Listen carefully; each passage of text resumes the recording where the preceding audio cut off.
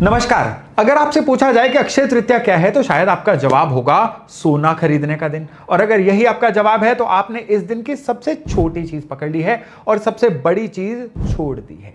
Akshay word को समझिए। अक्षय शब्द का मतलब है जो कभी क्षय ना हो, जो कभी घटे नहीं, जो कभी खत्म ना हो। रुकिए, एक विशेष सूचना। आप कुंडली पढ़ना सीखना चाहते हैं, एस्ट्रोलॉजी सीखना चाहते हैं, आपने YouTube से काफी ज्ञान ले लिया, आपने कई वीडियो से काफी सारी चीजें सीखी, लेकिन जब भी कुंडली सामने आती है आप एकदम से अगर ब्लैंक हो जाते हो ना, तो फिर मेरा वेबिनार विशेष आपके लिए है जिसमें आपको प्रॉपर कुंडली पढ़ना सिखाया जाएगा। डिस्क्रिप्शन में लिंक है, इसको ज्वाइन करना मत भूलिएगा। तो अक्षय तृतीया का सीधा सीधा मतलब है वो तिथि जिस दिन आप जो भी शुभ काम करेंगे उसका फल कभी खत्म नहीं होगा, कभी भी नहीं।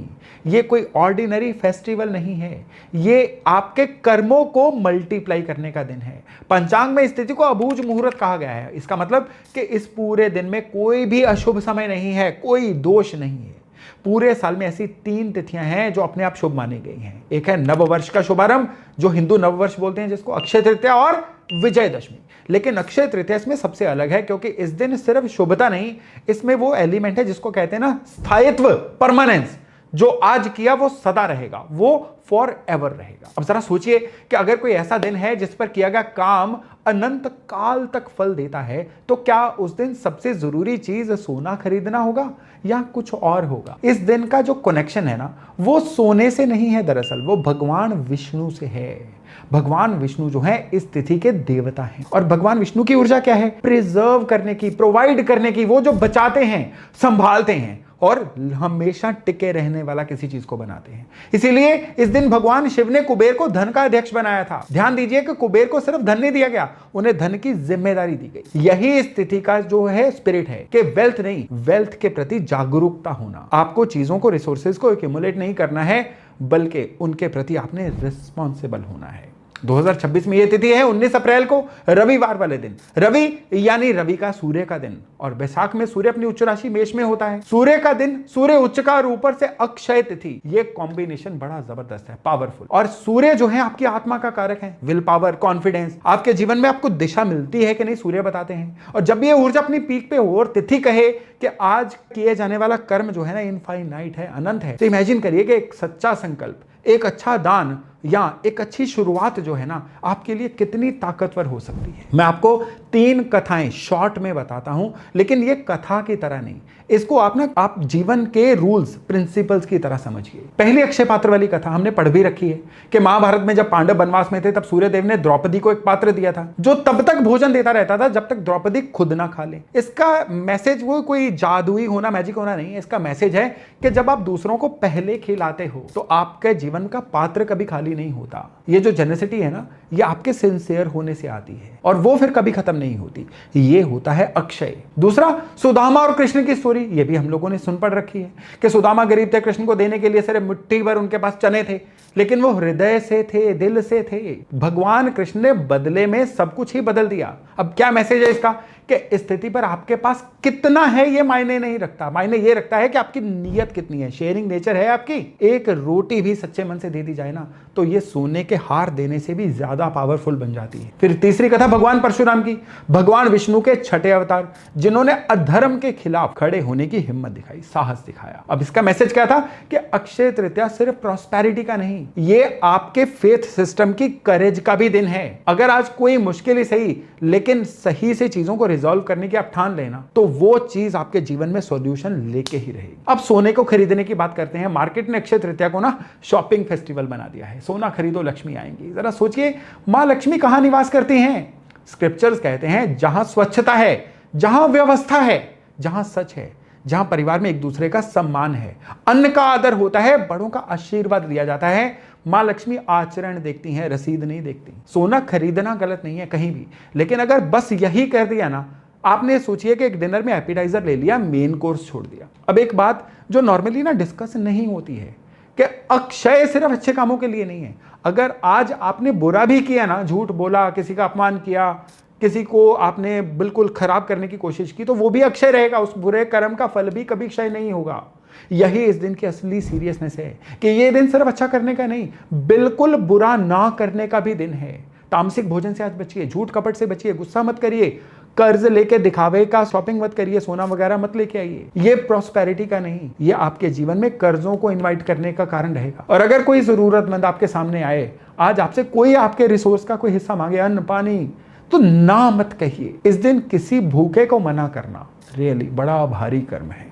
चलिए उपायों की बात करते हैं, और उपाय जो है ना थोड़े सा ध्यान से सुनिएगा, क्योंकि आज को हमारी ये जो डिस्कशन हो रही है ना, ये इसी की असली ताकत है। मैं आपको पहले ऐसे 3 उपाय बता रहा हूं जो हर एक के लिए हैं, आप चाहे किसी भी परिस्थिति में हो। फिर आपको उसके बाद उन उपायों पे लेके जाऊंगा कि जो आपके जीवन के अलग अलग पेन एरियाज को एड्रेस करते हैं। और ये भी उपाय जो है ना सारे के सारे अक्षय तृतीया पे ही करने वाले हैं। तो पहला जो उपाय है ना वो है कि सुबह स्नान के बाद तांबे का लोटा लीजिए, उसमें जल लीजिए, थोड़ा सा गुड़ डालिए और एक लाल फूल डालिए। फिर उगते सूर्य को जल दीजिए ऐसे सर के ऊपर से, और फिर जल देते हुए एक संकल्प बोल के कोई लीजिए। कोई ऐसी बात जो आज आप शुरू करना चाहते हैं, या कोई ऐसी परिस्थिति जो आप बदलना चाहते हैं कि आज से ये फलानी फलानी चीज बदलनी चाहिए, ये वाक्य पूरा करिए जोर से भगवान सूर्य की हाजिरी में। अब समझिए कि ये इतना पावरफुल क्यों है, क्योंकि संडे वाले दिन अक्षय तृतीया है, सूर्य का दिन, और सूर्य उच्च राशि में है, पीक एनर्जी पे है। सूर्य आपके लिए विल पावर और दिशा के कारक हैं। कॉपर भी सूर्य की धातु, गुड़ भी सूर्य का नैवेद्य है। तो आप सूर्य के दिन सूर्य की धातु से सूर्य का नैवेद्य लेके सूर्य को अर्घ्य दे रहे हैं। और जब सूर्य अपने पीक पे है ना, और ऊपर से ये अक्षय तिथि है, तो ये संकल्प आपके लिए ना जीवन में परमानेंस लाने का कारण बन जाएगा। ये सिर्फ पानी चढ़ाना नहीं रहेगा, ये ब्रह्मांड की जो अलाइनमेंट होती है ना, ये आपके जीवन के साथ फिक्स करने का एक तरीका बन जाएगा। दूसरा उपाय, अन्नदान। किसी भूखे को भोजन कराइए, राशन दे दीजिए, किसी प्यासे के लिए जल की व्यवस्था कर दीजिए, उस जगह पे जल की व्यवस्था करिए जहां पे लोगों को पानी की नीड होती है। ग्रैंड स्केल पे बिल्कुल नहीं, किसी एक इंसान को खाना खिला दीजिए। कहीं पे एक मिनरल वाटर का जो क्रेट होता है वही कहीं कहीं पे रखाइए, गली में, चौराहे पे, अपने गेट के बाहर। अक्षय पात्र की कथा इसीलिए इस दिन से जुड़ी हुई है कि मां देवी अन्नपूर्णा का प्रकटीकरण जो था ना, वो इसी तिथि पे माना गया है। अन्न क्या है? जीवन है। जल क्या है? जीवन है। और जीवन देना अक्षय पुण्य है। बैसाख की गर्मी में जल का दान जो है ना, सबसे सात्विक, सबसे टाइमली और सबसे ज्यादा टिके रहने वाला कर्म है। और सबसे जरूरी बात कि ये उपाय आपका कम से कम पैसों में भी हो सकता है। यानी अगर आपके पास साधन नहीं भी है ना, तो बस नियत होनी चाहिए। इस दिन किया जाने वाला उपाय आपके सामने हाजिर है। फिर एक तीसरा उपाय है, यह है गृह शुद्धि का उपाय। आज अपने घर की सफाई करिए दिवाली की तरह, मतलब डीप क्लीनिंग जिसको बोलते हैं ना, टूटी फूटी चीजें, बंद ना काम करने वाले गैजेट्स उठा के बाहर फेंकिए। पूजा स्थल को व्यवस्थित करिए, गंगा जल मिला या हल्दी मिले हुए पानी से घर का छींटा दीजिए, मुख्य द्वार पे हल्दी से स्वस्तिक बनाइए। और इसके बाद आप अपने घर के एल्डर्स का आशीर्वाद लीजिए, गुरुओं का आशीर्वाद लीजिए, उनसे कांटेक्ट करिए, चरण स्पर्श करिए। फोन पे नहीं हो सके तो सामने जाके। सोना लाने से पहले आपका घर तैयार होना चाहिए। माँ लक्ष्मी स्वस्थ, व्यवस्थित और पवित्र स्थान पे वास करती हैं। और बड़ों का आशीर्वाद अक्षय तिथि पे मतलब है कि आपको जीवन में परमानेंट शील्ड मिल गई। ये सच्चा माँ लक्ष्मी को बुलाने का मंत्र है। ज्वेलरी शॉप जो है वो सही रास्ता नहीं है। अब आइए उन उपायों पे, वो उपाय जो आपके जीवन में रेमेडी का काम करेंगे, आपके जीवन में एक पर्टिकुलर प्रॉब्लम को हटाने का काम करेंगे। और हर उपाय के पीछे ना कोई एस्ट्रोलॉजिकल लॉजिक है, शास्त्रीय आधार पे है। और सबसे बड़ी बात क्या है कि यहाँ पे रीजन क्या है अक्षय तृतीया पे करने का, क्योंकि इस दिन किया गया उपाय जो है वो हमेशा डॉट की तरह काम करता है। तो पहला है कि अगर आपका करियर रुका हुआ है, जीवन में तरक्की नहीं हो रही है, नौकरी में प्रॉब्लम है, या कोई और प्रोफेशनल ब्लॉकेज है ना, तो यहां पे क्या करना है, एस्ट्रोलॉजी में पहले सूर्य देखिए। करियर, अथॉरिटी, आपके रिकॉग्निशन के नेचुरल कारक हैं, आपके काम कारोबार के भी जो है नेचुरल कारक हैं। और 19 अप्रैल को सूर्य अपनी उच्च राशि में है। सूर्य की ऊर्जा साल की सबसे पावरफुल स्टेट में है, और ऊपर से रविवार सूर्य का अपना दिन। तो आपके लिए उपाय यह है कि तांबे के पात्र में जल लीजिए, उसमें गेहूं के 7 दाने डालिए और थोड़ा सा गुड़ डालिए।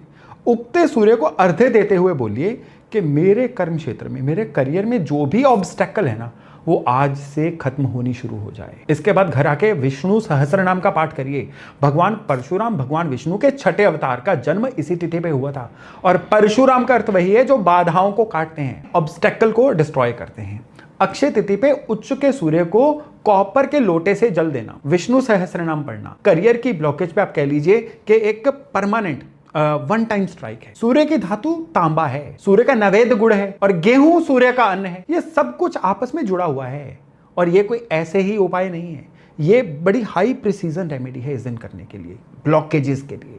फिर दूसरा उपाय, अगर आप पैसों की तंगी से जूझ रहे हैं, कर्ज में हैं, फाइनेंशियल ब्लॉकेज हैं, तो बहुत कम लोग जानते हैं कि अक्षय तृतीया पितृ तर्पण के लिए सबसे पावरफुल तिथियों में से एक है। स्क्रिप्चर्स कहते हैं कि इस दिन पितरों के नाम से किया गया तर्पण जो है ना, वो भी अक्षय फल देता है। और एस्ट्रोलॉजी में फाइनेंशियल ब्लॉकेजेस को अक्सर पितृदोष या आपके कार्मिक डेट से जुड़ा हुआ माना जाता है। आपके पूर्वजों के ना चुकाए गए कर्जे, अनरिजॉल्व्ड कर्मा, ये सब आपके धन को रोकते हैं। तो उपाय यह है कि दक्षिण दिशा की तरफ मुंह करके आप पानी में काले तिल डालिए और दोनों हाथों से जल लेके पितरों के नाम का 3 बार जल छोड़िए। फिर बार्ली सीड्स, जिसको जौ बोला जाता है, उसका दान करिए, मंदिर में दीजिए, जरूरतमंद को दे दीजिए। वैदिक परंपरा में जौ को आत्मा का सोना कहा गया है और ज्योतिष में शनि और राहु, ये जौ दोनों को शांत करता है। और ये शनि और राहु जो है ना, ये फाइनेंशियल ऑब्स्टेकल के मेन कारक हैं। और सबसे इंपॉर्टेंट कि आज कोई एक कर्ज चुकाइए, कोई छोटे से छोटा कर्ज भी हो, उधार कोई वापस कर दीजिए, किसी का बकाया दीजिए, ईएमआई दे दीजिए, कोई बिल पे कर दीजिए। यानी ऋण मुक्ति की शुरुआत सिंबॉलिकली अक्षय तृतीया पे करिए।